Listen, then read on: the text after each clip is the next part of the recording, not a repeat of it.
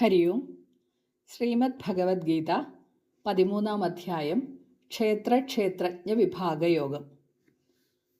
പരമാത്മാവിന് സംസാരബന്ധമില്ലെങ്കിലും ശരീരത്തിൽ സ്ഥിതി ചെയ്യുമ്പോൾ സംസാരിയായി തീരുന്നു. അങ്ങനെ വിഷയങ്ങളിൽ ഭ്രമിക്കുന്ന ജീവൻ ഉത്കൃഷ്ടയോനിയിലോ നികൃഷ്ടയോനിയിലോ വീണ്ടും വീണ്ടും ജന്മമെടുക്കും എന്നും നാം കഴിഞ്ഞ ശ്ലോകത്തിൽ കണ്ടു.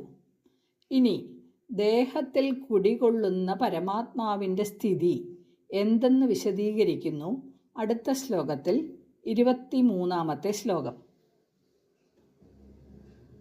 ഉപദ്രഷ്ടാനുമന്താ ച ഭർത്താ ഭോക്താ മഹേശ്വരഃ പരമാത്മേതി ചാപ്യുക്തോ ദേഹേസ്മിൻ പുരുഷഃ പരഃ. അസ്മിൻ ദേഹേ, ഈ ശരീരത്തിൽ, അപി ഇരിക്കുന്നവനാണെങ്കിലും, പരഃ പരനായ, പുരുഷഃ പുരുഷൻ, ഉപദ്രഷ്ട അടുത്തിരുന്ന് കാണുന്നവനും, അനുമന്ത അനുമതി നൽകുന്നവനും, ഭർത്ത ഭരിക്കുന്നവനും, ഭോക്ത അനുഭവിക്കുന്നവനും, മഹേശ്വരഃ മഹേശ്വരനും, പരമാത്മാ ച ഇതി പരമാത്മാവുമാണെന്ന് ഉക്തഃ പറയപ്പെട്ടിരിക്കുന്നു. ഈ ദേഹത്തിൽ വിളങ്ങുന്ന പരമപുരുഷനെ സാക്ഷിയെന്നും അനുമതി നൽകുന്നവൻ എന്നും ഭരിക്കുന്നവൻ എന്നും ഭോക്താവെന്നും മഹേശ്വരനെന്നും പരമാത്മാവ് എന്നുമൊക്കെ പറയുന്നു. ശാസ്ത്രീയമായി അപഗ്രഥിച്ച് പഠിക്കാനായി ഇവിടെ പുരുഷനെ 2 പേരുകളിലായി അവതരിപ്പിക്കുന്നു. ഒന്ന്, പ്രകൃതിക്ക് അതീതനായ പരമാത്മാവ്. 2, പ്രകൃതി വിധേയനായ ജീവാത്മാവ് അഥവാ ക്ഷേത്രജ്ഞൻ. ക്ഷേത്രജ്ഞൻ എന്നും പുരുഷൻ എന്നും പറയപ്പെടുന്ന ജീവാത്മാവ് പരമാത്മാവിൻ്റെ പ്രതിച്ഛായയാണ്. ആകാശത്ത് ചന്ദ്രൻ ഉദിച്ചു നിൽക്കുമ്പോൾ മുറ്റത്തൊരു പാത്രത്തിൽ വെള്ളം വച്ചാൽ ചന്ദ്രൻ്റെ പ്രതിബിംബം നമുക്കതിൽ കാണാൻ കഴിയും.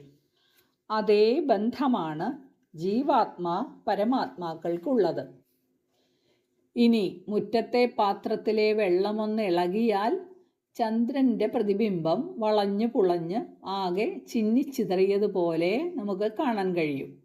എന്നാൽ ആ മാറ്റം ആകാശത്തെ ചന്ദ്രനെ ബാധിക്കുന്നുണ്ടോ?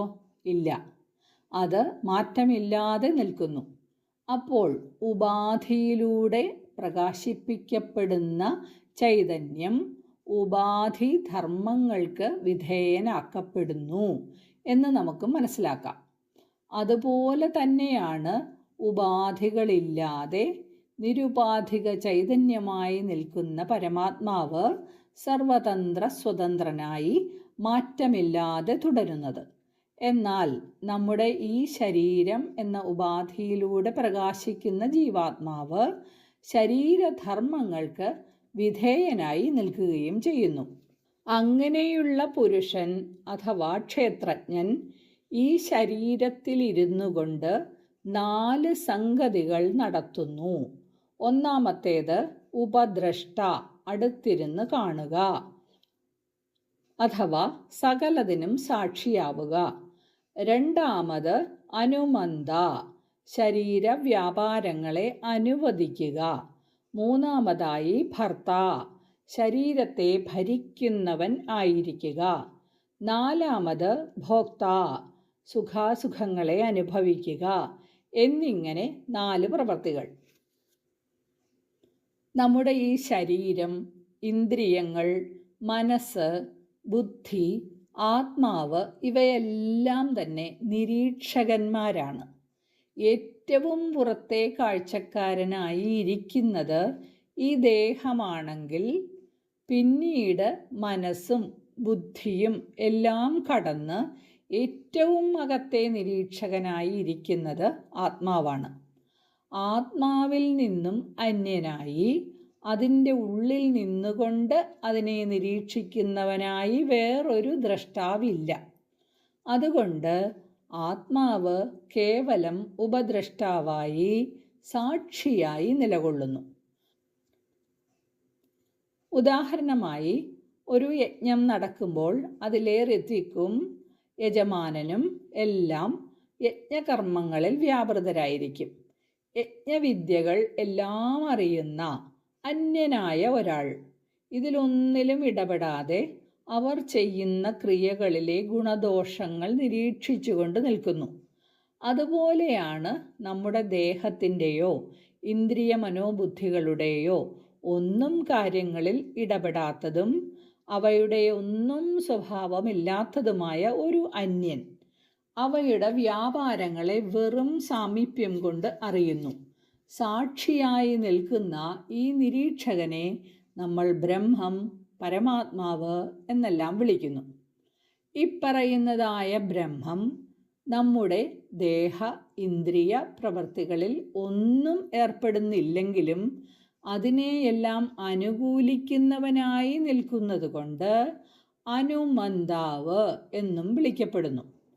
ഇന്ദ്രിയ മനോബുദ്ധികൾ ചേർന്ന ഈ ശരീരം ചൈതന്യവത്തായി പ്രശോഭിക്കപ്പെടുന്നത് ആത്മാവ് കാരണമാണ്. അതുകൊണ്ടാണ് ആത്മാവിനെ ഭർത്താവ്, ഭരിക്കുന്നവൻ എന്ന് പറയുന്നത്. സത്യത്തിൽ ജഡവും മിഥ്യയുമായ ശരീരാദികളെ അത് ചൈതന്യാത്മകമാക്കുന്നു, സത്യമായി തോന്നിപ്പിക്കുന്നു. നാം അനുഭവിക്കുന്ന എല്ലാ വിഷയങ്ങളിലും സുഖം, ദുഃഖം എന്നീ ധാരണകൾ നമ്മുടെ മനസ്സിലും ബുദ്ധിയിലും ഉണ്ടാവുന്നു. ആ അനുഭവങ്ങൾ നമുക്കനുഭവിക്കാൻ സാധിക്കുന്നത്, അതിൻ്റെ ഭോക്താവായി നാം മാറുന്നത് നിത്യചൈതന്യ സ്വരൂപമായ ആത്മാവ് നമ്മിൽ പ്രകാശിക്കുന്നത് കൊണ്ടാണ്. അതുകൊണ്ട് ആത്മാവിനെ ഭോക്താവ് എന്നും വിളിക്കുന്നു. ഇങ്ങനെയെല്ലാമുള്ള ആത്മാവിനെ മഹേശ്വരനെന്നും പരമാത്മാവ് എന്നും കൂടി വിളിക്കുന്നു. സർവ്വതിൻ്റെയും ആത്മാവായി, എന്നാൽ എല്ലാറ്റിൽ നിന്നും സ്വതന്ത്രനായി നിൽക്കുന്ന മഹാനായ ഈശ്വരനായതുകൊണ്ട് മഹേശ്വരൻ എന്ന പേര്. ദേഹം മുതൽ ബുദ്ധി വരെയുള്ള സർവ്വതിൻ്റെയും പരമമായ ആത്യന്തികമായ ദ്രഷ്ടാവ് എന്ന ലക്ഷണമുള്ളതുകൊണ്ട് പരമാത്മാവ് എന്നും വിളിക്കുന്നു. അങ്ങനെ ശ്രേഷ്ഠനായ പരമാത്മാവാണ് ക്ഷേത്രജ്ഞൻ എന്ന പേരിൽ ഈ ശരീരത്തിൽ സ്ഥിതി ചെയ്യുന്നത്. ഇങ്ങനെ ക്ഷേത്രജ്ഞന്മാരെ വിവേചിച്ച് അറിയുന്നത് കൊണ്ടുള്ള പ്രയോജനം എന്തെന്ന് അടുത്ത ശ്ലോകത്തിൽ പറയുന്നു. 24-ാമത്തെ ശ്ലോകം. യ ഏവം വേത്തി പുരുഷം പ്രകൃതിം ച ഗുണൈഃ സഹ സർവഥാ വർത്തമാനോപി ന സ ഭൂയോഭിജായതേ. ഏവം ഇപ്രകാരം, യഹ ഏതൊരുത്തൻ, പുരുഷം പുരുഷനെയും, ഗുണൈ സഹ പ്രകൃതിം ച ഗുണങ്ങളോടുകൂടിയ പ്രകൃതിയെയും, വേത്തി അറിയുന്നു, സഹ അവൻ, സർവഥാ എല്ലാ പ്രകാരത്തിലും, വർത്തമാനഃ അപി വർത്തിക്കുന്നവനായാലും, ഭൂയഃ വീണ്ടും, ന അഭിജായതേ ജനിക്കുന്നില്ല. ഇപ്രകാരം പുരുഷനെയും ഗുണങ്ങളോടുകൂടിയ പ്രകൃതിയെയും ആരറിയുന്നുവോ അവൻ എങ്ങനെ ഇരുന്നാലും വീണ്ടും ജനിക്കേണ്ടി വരുന്നില്ല. പുരുഷൻ പ്രകൃതിയുമായി താതാത്മ്യം പ്രാപിക്കുന്നത് കൊണ്ടാണ് സംസാരിയായി തീരുന്നത്. ഇന്ദ്രിയ മനോബുദ്ധികളിൽ അഭിമാനിച്ച് വിഷയങ്ങളിൽ ഭ്രമിച്ച് ശോകമോഹങ്ങൾ കൊണ്ട് ഉഴലുന്നു. കർത്തൃത്വ ഭോക്തൃത്വ അഭിമാനം ഉണ്ടാവുന്നു. പുതിയ വാസനകൾ ജനിക്കുന്നു. അതിൻ്റെ സാക്ഷാത്കാരത്തിനായി വീണ്ടും വീണ്ടും ജന്മമെടുക്കുന്നു. ഇത്രയും നമ്മൾ കഴിഞ്ഞ ശ്ലോകം വരെ മനസ്സിലാക്കി. ക്ഷേത്രത്തെയും ക്ഷേത്രജ്ഞനെയും പറ്റി പറഞ്ഞതെല്ലാം അനുഭവം കൊണ്ട് അറിയണം. അജ്ഞാന ലക്ഷണത്തോടുകൂടിയ പ്രകൃതിയെ ജ്ഞാനം കൊണ്ട് മറികടന്ന് ഞാൻ, എൻ്റേത് എന്ന അഭിമാനം നശിച്ച് ഞാൻ പരമാത്മതത്വമാണ്, അത് ഞാനാകുന്നു എന്നുള്ള പുരുഷതത്വം സാക്ഷാത്കരിച്ച ജ്ഞാനി ഏത് പ്രകാരത്തിൽ ജീവിക്കുന്നവനായാലും വേണ്ടില്ല, ജ്ഞാനം നേടാൻ ഉപകരിച്ച ഈ ശരീരം പതിക്കുമ്പോൾ വേറൊരു ശരീരം പ്രാപിക്കാനായി അവൻ ജനിക്കില്ല, അവന് ദേഹാന്തരപ്രാപ്തിയില്ല എന്നർത്ഥം. ഏത് പ്രകാരത്തിൽ ജീവിക്കുന്നവനായാലും എന്നിവിടെ പറയുമ്പോൾ അവൻ ഏത് വർണ്ണത്തിലായാലും ഏത് ആശ്രമത്തിലായാലും, അതായത് ഗൃഹസ്ഥാശ്രമിയോ സന്യാസിയോ ആരായാലും, ജ്ഞാനിയായാലും യോഗിയായാലും, ബ്രഹ്മത്തെ അറിഞ്ഞവൻ ബ്രഹ്മജ്ഞാനി ബ്രഹ്മം തന്നെയായി ഭവിക്കുന്നു. ആളിക്കത്തുന്ന അഗ്നി മരക്കഷ്ണങ്ങളെ ഭസ്മീകരിക്കുന്നത് പോലെ അവൻ്റെ സർവകർമ്മങ്ങളും നശിക്കുന്നു. അഹങ്കാരത്തോടും ഫലേച്ഛയോടും കൂടിയുള്ള കർമ്മങ്ങളാണ് പുനർജന്മത്തിൻ്റെ അങ്കുരത്തെ മുളപ്പിക്കുന്നത്. തീയിൽ കരിഞ്ഞ വിത്തുകൾ വീണ്ടും മുളയ്ക്കാത്തതുപോലെ അജ്ഞാനം ജ്ഞാനത്താൽ ദഹിപ്പിക്കപ്പെടുമ്പോൾ ആത്മാവ് വീണ്ടും ജന്മമെടുക്കില്ല. ജ്ഞാനം നേടിയവൻ ദേഹം പതിക്കുന്നതുവരെ ജീവിതം തുടരുന്നു എന്ന് മാത്രം. അവൻ ബ്രഹ്മമായി തന്നെ ഭവിക്കുന്നു. ഹരി ഓം തത്സത്.